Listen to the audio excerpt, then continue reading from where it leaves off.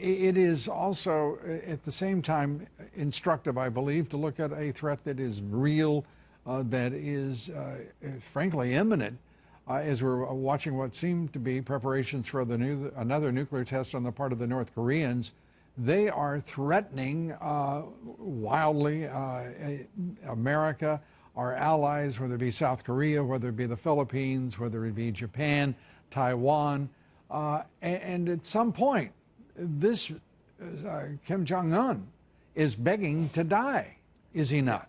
Look, this is an irrational regime that's getting very close to what it's been seeking for 30-plus years now, which is deliverable nuclear weapons. We're not speculating here. This is not reading intelligence a la the Iraq intelligence pre-2003. We've seen these missiles being launched. We've detected these nuclear tests. This is real, and our own commander in South Korea, of our forces, and the South Korean military think that the risk to the United States, and obviously to anybody closer to it, like Japan, is imminent as these things go.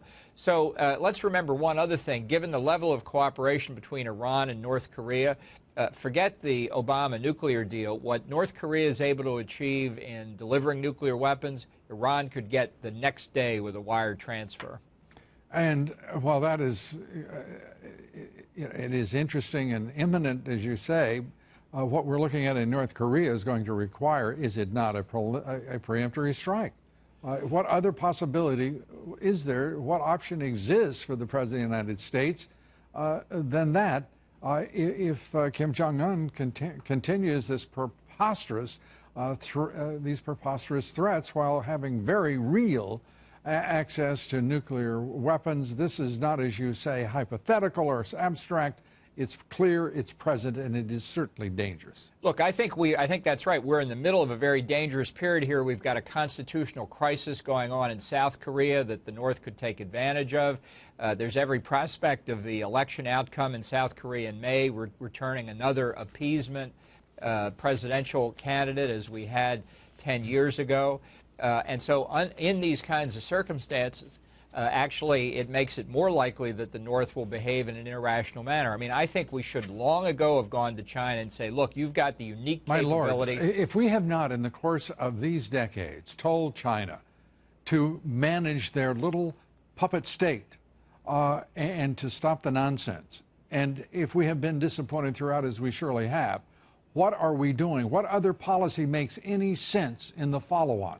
To make them wealthy, to continue to trade away vast intellectual property to the Chinese, to trade away all of these hard dollars for their reserves. I mean, this is madness what this nation has pursued in the way of a policy with China, let alone its puppet state.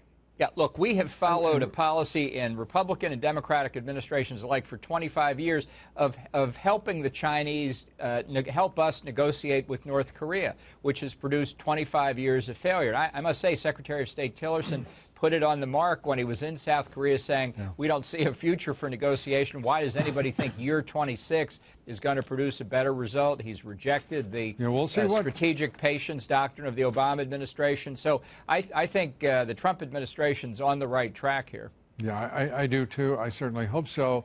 And to hear strategic patience is at an end is terrific.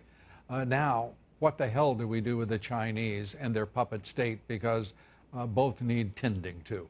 Ambassador, good to have you with us. Thank you. Glad to be with you.